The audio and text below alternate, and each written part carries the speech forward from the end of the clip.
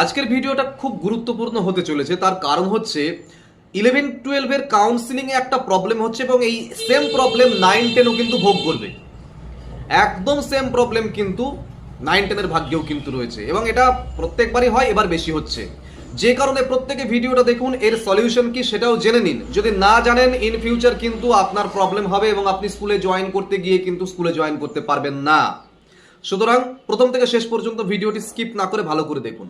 দেখুন, vacancy update নিয়ে একটা বিরাট সমস্যা কিন্তু দেখা দিচ্ছে। 11-12 কাউন্সিলিং এ যাচ্ছে, অনেক ক্ষেত্রে কি প্রবলেম হচ্ছে যে স্কুলে গিয়ে মানে রেকমেন্ডেশন লেটার বা অ্যাপয়েন্টমেন্ট লেটার নিয়ে ভ্যাকান্সিতে যোগদান করতে যাচ্ছেন, স্কুলে জয়েন করতে যাচ্ছেন এবং স্কুলে গিয়ে শুনছেন যে ভ্যাকান্সি নেই, সাবজেক্টটাই হয়তো নেই, অথবা সাবজেক্ট আছে, সাবজেক্টের এগেনস্টে টিচারও রয়েছেন, অর্থাৎ সবকিছুই ঠিকঠাক আছে, কিন্তু আপনি যে ভ্যাকান্সিতে জয়েন করতে যাচ্ছেন সেই ভ্যাকান্সি নেই, আপনার জায়গা নেই ওই স্কুলে। 11-12 সাফার করছে অনেকে, 9-10 ক্ষেত্রেও এটা হবে, কারণ 9-10 ভ্যাকান্সি 11-12 ডবল, এই প্রবলেমও ডবল বা ডবলের বেশি হবে। এ এক মহাবিপদ। কাউন্সিলিং এ স্কুল চুজ করতে গিয়ে এই প্রবলেম হলে আপনি কি করবেন, বা যারা কাউন্সিলিং এ যাচ্ছেন তাদের তো এই সমাধানটা জানতে হবেই। তার সঙ্গে 9-10 যারা পাবেন ইন ফিউচার, তাদেরকে এখন থেকে জিনিসটা জানতে হবে। সেটা কি, কিভাবে, সব বলে দেবো আজকে। দেখো, ব্যাপারটা কি হচ্ছে, তুমি 1, 2, 3, 4 করে স্কুলের লিস্ট বানিয়েছিলে, সেই স্কুলের লিস্ট অনুসারে তুমি কাউন্সিলিং এ যাচ্ছ।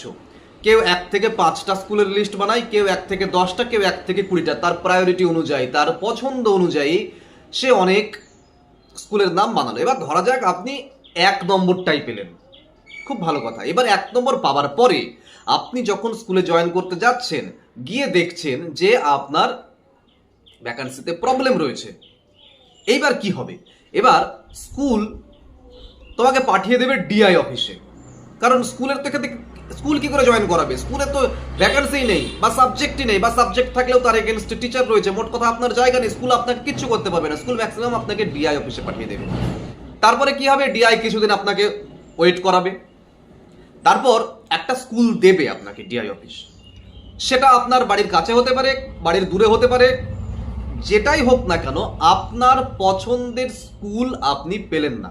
এবার দেখুন, 1 নম্বর যে স্কুলটা আপনি পছন্দ করে জয়েন করতে গিয়েছিলেন, আপনি যদি কাউন্সিলিং এ গিয়েই দেখতেন যে 1 নম্বর স্কুলটা আর একজন নিয়ে নিয়েছে, আপনি তো 2 নম্বর স্কুলটা পেতেন, মানে তার পরের পছন্দের স্কুলটা পেতেন।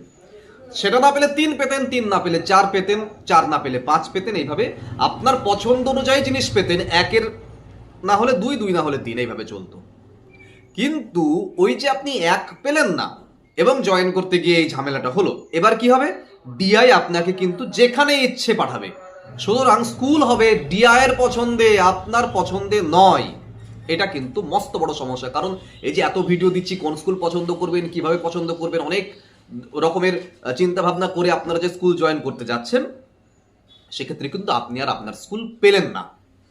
অর্থাৎ কি হবে? ডিআই আপনাকে রেকমেন্ড করবে একটা স্কুল, আপনার পছন্দের স্কুল আপনার পক্ষে পাওয়া সম্ভব নয়। তাহলে সারা জীবন যেখানে আপনি চাকরি করবেন, ট্রান্সফারের কথা ছেড়ে দিন, ওই আশা খুব কম। আমি ধরেই নিলাম আপনাকে সারা জীবন ওখানে থাকতে হবে, করে 20 বছর বা 25 বছর, যাই হোক। তাহলে ডিআই এর রেকমেন্ডেশনে যদি আপনি যান, তাহলে আপনার ভালো র্যাঙ্ক করে আপনার কি হলো? হ্যাঁ, আপনাকে তো দূরে চলে যেতে হলো হয়তো। এই সমস্যা কিন্তু প্রতিবারেই ঘটে, এবার বেশি ঘটছে। 9-10 ক্ষেত্রে আরো বেশি হবে। সুতরাং এই মুহূর্ত থেকে কি করতে হবে? 11-12 যারা কাউন্সিলিং করছেন তারা তো বটেই, 9-10 যারা ইন ফিউচার চাকরি পাবেন তাদেরও এই কাজটা করে রাখতে হবে। সেই সমাধানে আসছি। সেই সমাধানে যাওয়ার আগে একটা ছোট্ট ইনফরমেশন দিয়ে আপনাদের একটু অন্য প্রসঙ্গে 1 মিনিট সময় লাগবে, তারপরে আমি আবার ঢুকবো সমাধানে। একটা বিগ আপডেট দিই আপনাদের, সেটা হচ্ছে খুব তাড়াতাড়ি এই চ্যানেলের মাধ্যমে বিভিন্ন কম্পিটিটিভ এক্সামের প্রিপারেশন ভিডিও এবং ক্লাসেস আসতে চলেছে, এবং অনলাইন কোর্সেরও ব্যবস্থা থাকছে প্রচুর মানুষের রিকোয়েস্টের ভিত্তিতে। তাই রিসেন্ট WBCS প্রিলিমসের উপর একটি ক্র্যাশ কোর্সের আয়োজন করা হয়েছে। খুব সিরিয়াস স্টুডেন্ট যারা, আই রিপিট, যারা খুব সিরিয়াস, শুধুমাত্র তারাই যদি প্রিপারেশন নিতে চাও, এই নম্বরে যোগাযোগ করো। শুধু WBCS নয়, মনে রাখতে হবে যে যা কিছু শিখবে তা কিন্তু যে কোনো কম্পিটিটিভ এক্সামের ক্ষেত্রেই কিন্তু গুরুত্বপূর্ণ এবং প্রযোজ্য হবে। সুতরাং শেখাটাকে গুরুত্বপূর্ণভাবে শিখতে হবে, গুরুত্ব দিয়ে শিখতে হবে। তাই দেরি না করে যোগাযোগ করো এই নম্বরে। প্রথম 10 জন ক্যান্ডিডেটের জন্য থাকছে আকর্ষণীয় ছাড়। হ্যাঁ, আমার চ্যানেল থেকে আমি যা কিছু দিচ্ছি, যা কিছু দিই তা তেমন ভাবেই তোমরা পাবে। ইভেন আমার সাথে পার্সোনালি যোগাযোগ করলে আমি যে হেল্প করি সেটাও ফ্রি অফ কস্ট থাকছে। ইংলিশ গ্রামার এবং ভোকাবুলারির একটি নতুন সিরিজও আনছি আমি, সেটাও সমস্ত কিছু পাবে। কিন্তু যদি মনে করো যে প্রত্যেকটি বিষয়ের প্রত্যেকটি টপিকের উপর আমার সমস্ত কিছু দরকার এবং একটা সম্পূর্ণ কোর্স দরকার, তাহলে অবশ্যই এই নম্বরে যোগাযোগ করো। প্রথম 10 জনের জন্য থাকছে একটি আকর্ষণীয় অফার। ওকে, এবার আমরা চলে আসি সমাধানের বিষয়। এই যে ভ্যাকেন্সি প্রবলেম নিয়ে এর সমাধান কি হতে পারে? সমাধান একটাই, ফিজিক্যালি স্কুলে যেতে হবে। যদি ফিজিক্যালি না যাওয়া যায় তাহলে কি করতে হবে? পরিচিত স্টাফ যদি ওই স্কুলে থাকে তার মারফত খবর নিতে হবে। কি খবর নিতে হবে? স্কুলে গিয়ে আপনি সোজা হেডমাস্টার মশাইয়ের সঙ্গে বা যদি টিআইসি থাকেন তার সঙ্গে যোগাযোগ করুন যে স্যার আপনার স্কুলে এই ভ্যাকেন্সিটি কি রয়েছে, এটি আপনি খোঁজ নিয়ে আসুন। আপনি যদি স্কুলে না যেতে পারেন, ওই স্কুলের কোনো স্টাফ যদি আপনার পরিচিত থাকে তাকে দিয়ে আপনি হেডমাস্টার মশাইয়ের নম্বরটা চান। তাকে জিজ্ঞাসা করবেন না, তাকে জিজ্ঞাসা করবেন। আজকালকার দিনে অত খোঁজ খবর নিয়ে সঠিক খবর আপনার কাছে পৌঁছে দেবে এরকম মহানুভব লোক খুব কমই হয়। সুতরাং তার কাছ থেকে এইচএম এর নম্বরটা নিন। যদি পরিচিত কেউ না থাকে, দেখবেন পরিচিত হয়তো হতে পারে যে অমুক দা এই স্কুলে চাকরি করেন, তার নাম্বারটা দিন, তো তার থেকে আপনি তার সেই স্টাফের নম্বর দিন, তারপরে সেই স্টাফের থেকে হেডমাস্টার মশাইয়ের নম্বর দিন।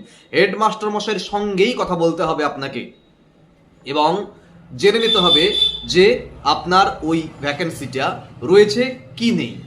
এতে না দুটো লাভ হবে।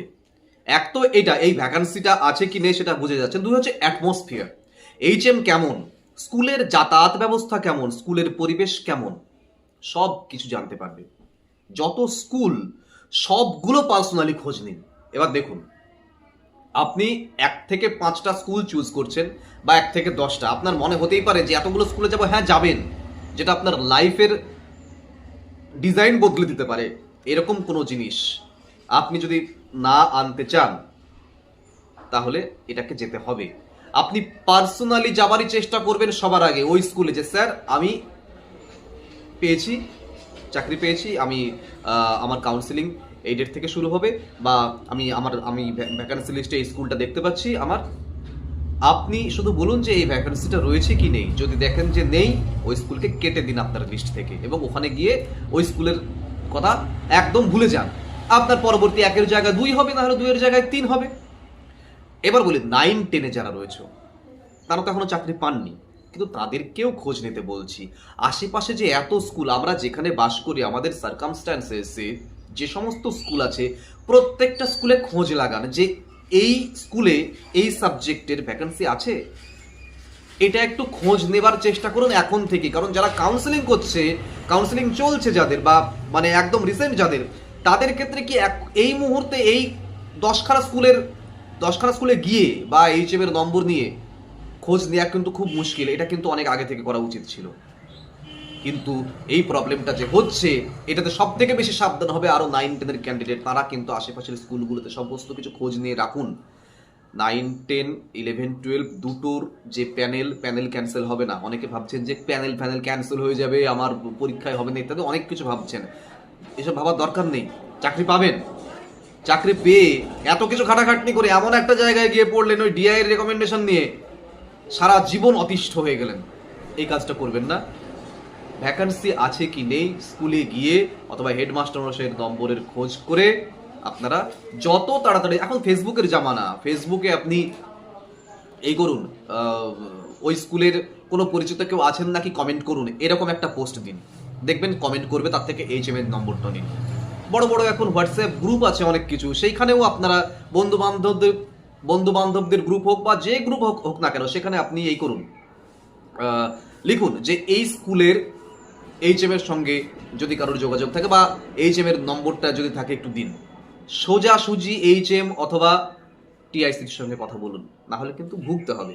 ঠিক আছে, ওকে, এই ছিল আজকের ভিডিও এই ভ্যাকেন্সি সংক্রান্ত। এর ছাড়া আর কোনো উপায় নেই, এইটাই করতে হবে আপনাদের। ঠিক আছে, ইন্টারভিউ কিন্তু 9-10-এর খুব তাড়াতাড়ি হতে চলেছে আবার। হ্যাঁ, ভোটের জন্য ঢিলেমি হচ্ছে।